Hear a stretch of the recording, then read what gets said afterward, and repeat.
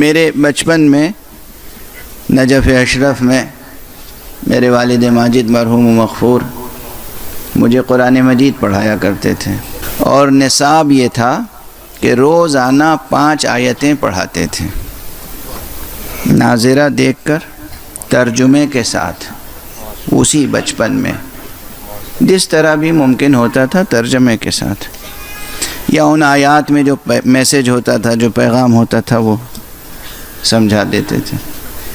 اور میرا وظیفہ یہ ہوتا تھا کہ وہ مجھے پڑھا کے صبح اور پھر اپنے درس پر چلے جاتے تھے، اور جب شام کو واپس آتے تھے تو وہ آیتیں میں انہیں فوراً گھر میں داخل ہوتے ہی دامن پکڑ کے دروازے پر ہی سنا دیتا تھا، اور ترجمہ بھی سنا دیتا تھا۔ جب وہ اس آیت پر پہنچے کل نفس ذائقۃ الموت، تو یہ کس قدر مشہور فقرہ ہے قرآن مجید کا، مگر اس دن انہوں نے سیدھا سیدھا ترجمہ مجھے نہیں سمجھایا، نہیں سنایا، ایک مثال دی کہ دیکھو اس کے معنی کلو یعنی سب، نفسن یعنی ہر نفس، ذائقۃ الموت، ذائقہ اس میں تا تانیث ہے، ذائق اس میں فاعل ہے یعنی چکھنے والا، ذائقہ یعنی چکھنے والی، یعنی ہر روح کو موت کا مزہ چکھنا ہے، ہر روح موت کا مزہ چکھنے والی ہے۔ کہ اس کے کیا معنی ہے کہ سب کو مر جانا ہے؟ یہ معنی نہیں ہے۔ اب میرے لیے یہ سمجھنا مشکل تھا، تو انہوں نے مثال دی، دیکھیے کوئی چیز ہمارے یہاں بے معنی نہیں ہوتی، نہ رسمیں بے معنی ہیں اور نہ رواج، اگر وہ رسمیں واقعاً حقیقی اخلاقی اقدار پر استوار ہیں۔ انہوں نے کہا گھر میں نذر ہوتی ہے 13 رجب کو امیر المومنین علی ابن ابی طالب علیہ السلام،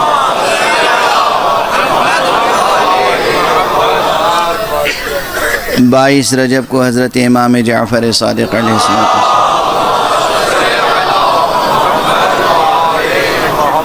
اور یہ نجف اشرف کے دوران قیام ہمارے گھر کا امتیاز تھا کہ ہمارے ہاں یہ 2 نظریں بہت اہتمام سے ہوتی تھیں، ایک 22 رجب اور ایک 22 جمادی الثانیہ، دسترخوان امام جعفر صادق علیہ السلام اور دسترخوان امام حسن مجتبی علیہ السلام۔ یہ میرے گھر کا امتیاز تھا، اللہ کا شکر ہے، اور سب آتے تھے، بر صغیر کے حضرات بھی، ہندوستان کے، پاکستان کے اور عرب بھی۔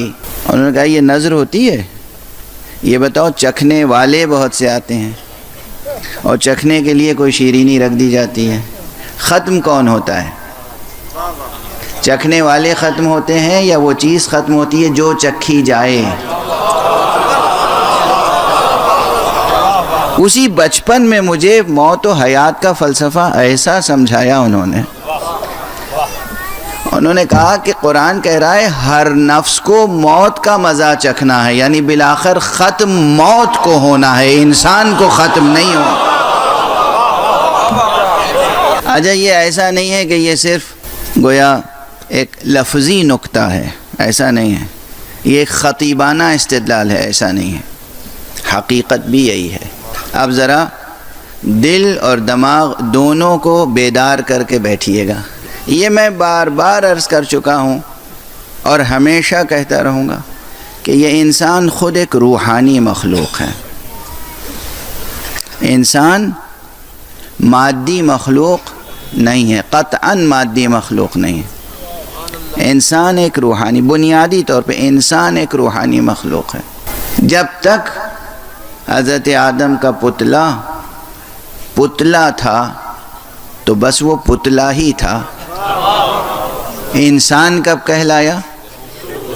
جب اس میں روح ڈالی گئی، تو بنیادی طور پر انسان روحانی مخلوق ہے۔ یہ روح کیا ہے؟ خدا کی قسم ساری دنیا کی فصاحتیں اور بلاغتیں نثار ہو جائیں فصاحت و بلاغت قرآنی پر، قرآن معجزہ ہے، اور وہ بھی قرآن معجزہ ختم نبوت ہے۔ توجہ رہے، افسوس ہے مسلمانوں پر کہ وہ آج بھی قرآن کے صحیح قدردان نہیں ہیں۔ قرآن معجزہ ختم نبوت ہے، اور یہ سمجھ لیجئے کہ جس طریقے سے تمام انبیاء کے مراتب اپنی جگہ محترم اور معظم مکرم، مگر ان سب پر فضیلت حاصل ہے مرتبہ ختم نبوت کو، اسی طریقے سے سب کے معجزے اپنی اپنی جگہ پر اہم ہیں، مگر ان تمام معجزوں پر فضیلت ہے معجزہ ختم نبوت کو۔ آپ حضرات بے شک و سبحان اللہ تو کہہ دیتے ہیں، مگر اس کے بعد جو حق ہے وہ ادا نہیں کرتے، بس سبحان اللہ کہنے کو سمجھتے ہیں حق ادا ہو گیا۔ قرآن کی قدردانی کریں، قرآن کی تلاوت کریں، قرآن کو سمجھنے کی کوشش کریں، قرآن کی گہرائیوں میں سفر کریں، قرآن کو اپنا ہمدم و ہم نفس بنائیں۔ یہ جو میں عرض کر رہا ہوں اسے غور تو کریں، کیا عرض کر دیا میں نے آپ کے سامنے؟ دوسرے انبیاء کے معجزات کیا کیا ہیں؟ جناب ابراہیم کے معجزات کیا ہیں؟ 4 پرندوں کو لیا اور انہیں ٹکڑے ٹکڑے کر دیا، اور اس کے بعد پھر اسے مخلوط کر دیا، اور مخلوط کرنے کے بعد 4 چوٹیوں پر الگ الگ 4 پہاڑیوں پہ رکھ دیا، اور پھر انہیں آواز دی، اور وہ پرندے پھر مجسم اور زندہ اور صحیح و سالم ہو کر پرواز کرتے ہوئے خلیل حق کے سامنے آ گئے۔ کوئی معمولی معجزہ ہے؟ یہ کوئی معمولی معجزہ ہے؟ قرآن میں مذکور ہے نا، کسی روایت میں تو نہیں ہے کہ آپ کہیں ضعیف روایت ہے۔ یہ جناب عیسیٰ علی نبینا وعلیہ السلام کے معجزے، نابینا کو بینا کر دینا، مردے کو زندہ کر دینا، ان تمام معجزوں پر فضیلت رکھتا ہے معجزہ مقام ختم نبوت۔ یعنی یہ قرآن مجید، یہ قرآن عظیم، یہ قرآن حکیم، یہ قرآن کریم، یہ نور مبین، یہ کتاب مبین، یہ ذکر حکیم۔ خود اس قرآن مجید کے کتنے نام ہیں؟ اس قرآن مجید کے اتنے نام اس لیے ہیں کہ اس کے اندر اوصاف اتنے ہیں، آثار اتنے ہیں، آثار ہیں قرآن مجید کے۔ قرآن مجید سے وابستہ ہوں۔ اگر آپ ضبط کریں تو یہیں پر ایک ایسی روایت کا حوالہ دوں گا کہ جس کے بعد فوراً ظاہر ہے کہ مصائب کی طرف ذہن ملتفت ہو جاتا ہے۔ قرآن مجید کی پہلی ہی آیت بسم اللہ الرحمن الرحیم، اس میں کتنے آثار ہیں، اس کے کتنے آثار ہیں، صرف آیت بسم اللہ الرحمن الرحیم۔ بیماریوں کے لیے شفا اور مادہ کائنات میں تصرف کا اسم اعظم ہے بسم اللہ۔ پیغمبر اکرم صلی اللہ علیہ وآلہ وسلم فرماتے ہیں کہ سورہ حمد، یہ سورہ فاتحہ، سورہ حمد یہ سورہ شفا ہے۔ جو بھی بیماری ہو، چاہے وہ ذہنی ہو، نفسیاتی ہو، اخلاقی ہو یا جسم، ہر بیماری کے لیے سورہ فاتحہ، سورہ حمد، سورہ شفا ہے۔ یہ کس کا ارشاد ہے؟ پیغمبر اکرم صلی اللہ علیہ وسلم۔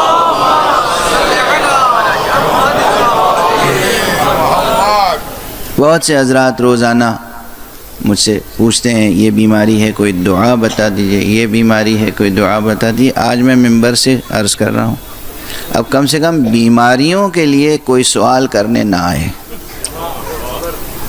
اگر بھروسہ ہے، اگر اعتبار ہے تو میں ممبر سے عرض کر رہا ہوں نا، آپ مجھے خطیب سمجھتے ہیں، آپ سمجھتے ہیں کہ آپ کا 1 گھنٹہ 1.5 گھنٹہ یہ ٹائم کل کرنے کے لیے میں ممبر پہ آتا ہوں؟ یہ سوء ظن ہے، آپ کو بدظنی ہے مجھ سے۔ میں ممبر سے وہ بات، اس سے پہلے یہ جملہ کہہ چکا، میں ممبر سے وہ بات عرض کرتا ہوں جو حضور حق روز محشر کہہ سکوں۔ تو رسول اسلام خاتم النبیین صلی اللہ علیہ وآلہ وسلم کا ارشاد گرامی ہے۔ خواتین سن رہی ہیں، مرد سن رہے ہیں، بچے سن رہے ہیں، جوان سن رہے ہیں، بوڑھے سن رہے ہیں، بیمار سن رہے ہیں، صحت مند سن رہے ہیں، سب سن رہے ہیں۔ حضرت کا کیا ارشاد ہے کہ یہ سورہ حمد، سورہ فاتحہ، سورہ شفا ہے، اور جس نیت سے یہ سورہ پڑھا جائے جس مرض کے لیے، اسی مرض میں یہ کارآمد ہوگا اور شفا بخش ہوگا انشاءاللہ بإذن اللہ۔ اور پھر فرماتے ہیں جس کو سورہ حمد سے شفا حاصل نہ ہو اسے کسی دوا سے شفا حاصل نہیں ہو سکتی۔ آپ غور فرمائیں، جسے سورہ حمد سے شفا حاصل نہ ہو اسے کسی دوا سے شفا حاصل نہیں ہو سکتی۔ موضوع تو میرا کچھ اور ہے، لیکن دھیرے دھیرے گفتگو ہو رہی ہے تو انشاءاللہ کچھ دیر تک ہوگی، تو میں اس گفتگو کو مکمل کر دوں۔ حضرت فرماتے ہیں سورہ حمد، سورہ فاتحہ، سورہ شفا ہے، جس مرض میں بھی جس نیت سے پڑھا جائے یہ سورہ اس میں شفا بخش ہوگا۔ اور کیا فرمایا کہ اگر کسی کو سورہ حمد سے شفا حاصل نہ ہو تو اسے کسی دوا سے شفا نہیں مل سکتی۔ اب اس کے بعد ایک مطلب اور عرض کر دوں اسی تسلسل میں۔ حضرت صلی اللہ علیہ وآلہ وسلم سے یا آپ کے اہل بیت سے ہونے والے ائمہ اطہار سے بہت سی روایتیں اور بھی مروی ہوئی ہیں جو طبی مسائل سے تعلق رکھتی ہیں۔ کسی شخص نے کسی بیماری کا ذکر کیا، حضرت نے کوئی دوا بتا دی، یا معصوم نے کوئی دوا بتا دی، کوئی علاج بتا دیا۔ ایسی تمام روایتیں بہت سے علماء اور دانشمندوں نے جمع کی ہیں اور بڑے اہتمام سے جمع کی ہیں۔ طب النبی یعنی نبی صلی اللہ علیہ وسلم کی طب، یا طب الائمہ اماموں کے طب، اس عنوان سے کتابیں ایک سے زیادہ ہیں، متعدد کتابیں، بلکہ سینکڑوں کتابیں ہیں۔ ان میں بعض دواؤں کے لیے یہی جڑی بوٹیاں، ان کے لیے کہیں کہیں پر یہ بھی ہے کہ یہ دوا وہ ہے جو تمام بیماریوں میں مفید ہے الا السام، سام یعنی موت، یعنی موت کے علاوہ ہر بیماری میں فائدہ بخش ہو سکتی ہے۔ اللہ سبحانہ و تعالیٰ نے ایسی چیزیں پیدا کی ہیں جو ہر بیمار کو کسی نہ کسی درجے میں فائدہ پہنچاتی ہیں۔ اکثر بلکہ تمام تر مادی دواؤں کے سلسلے میں کہا گیا الا السام، الا الموت، یعنی موت کے علاوہ ہر بیماری میں۔ لیکن معلوم ہے سورہ حمد کے لیے کیا فرمایا گیا ہے؟ معصوم نے کہا ہے کہ اگر کسی مردہ جسم پر 70 بار یا 100 مرتبہ 100 بار سورہ فاتحہ، سورہ الحمد پڑھ کر دم کیا جائے اور وہ جی اٹھے تو تعجب نہ کرنا۔ واضح ہے انشاءاللہ یہ معروضات، یہ گزارشات یاد رہیں گے آپ کو اور آپ اس سے فائدہ اٹھائیں گے۔ کوئی بھی بیماری ہو، معمولی سی بیماری ہو یا خطرناک بیماریاں ہوں، مزمن بیماریاں ہوں، کوئی بھی بیماری ہو، قرآن شفا ہے۔ سورہ مبارکہ فاتحہ، سورہ حمد شفا ہے، اور سورہ حمد وہ سورہ ہے کہ جو موت کو زندگی سے بدل سکتا ہے۔ بہرحال اب یہ قرآن مجید، بہت سے ذہنوں میں اٹھنے والے سوالات کا جواب تو یہیں مل گیا ہوگا۔ میں نے پہلے جناب ابراہیم کا واقعہ ذکر کیا کہ جناب ابراہیم نے 4 پرندوں کو لیا، انہیں ٹکڑے ٹکڑے کیا، 4 پہاڑیوں پہ تقسیم کیا، پھر آواز دی اور وہ صحیح و سالم ہو کر پرندے اڑتے ہوئے ان کی بارگاہ میں آ گئے، یعنی گویا مردہ زندہ ہوا۔ جناب عیسیٰ کا معجزہ قرآن مجید میں موجود ہے، اور پھر میں نے عرض کیا کہ جو تمام انبیاء کے معجزات ہیں ان تمام معجزات پر فضیلت رکھتا ہے معجزہ ختم نبوت، یعنی یہ قرآن۔ توجہ ہے؟ اور جب قرآن فضیلت رکھتا ہے ان تمام معجزوں پر، تو اس کے معنی یہ ہے کہ اس قرآن ہی میں بعض وہ کلمات ہوں گے، بعض وہ اسماء ہوں گے، بعض وہ اسرار ہوں گے، بعض وہ سورے ہوں گے، بعض وہ آیتیں ہوں گی جو بیماروں کو شفا بخشتی ہوں گی، نابینا کو بینا کرتی ہوں گی، مردوں کو جلاتی ہوں گی۔ اور جب اس قرآن مجید میں یعنی ان الفاظ میں یہ تاثیر ہے، تو جنہیں اللہ نے قرآن ناطق بنا کر بھیجا ہے، کیا ان کے انفاس قدسیہ میں یہ تاثیر نہ ہوگی؟ اسی لیے ہم جب ذکر کرتے ہیں کہ کسی معصوم نے کسی مردے کو ٹھوکر مار دی اور جی اٹھا،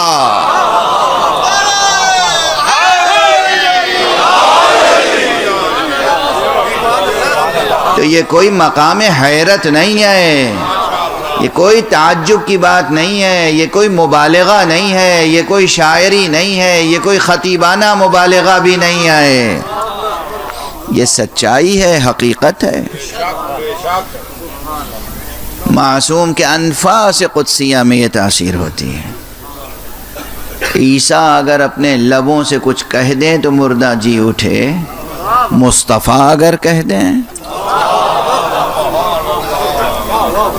عیسیٰ اگر اپنے لبوں سے کچھ کہہ دیں اور کوئی جی اٹھے، تو وہ ہستی جسے خود مصطفیٰ کہیں کہ اے علی تیری مثال میری امت میں عیسیٰ جیسی ہے۔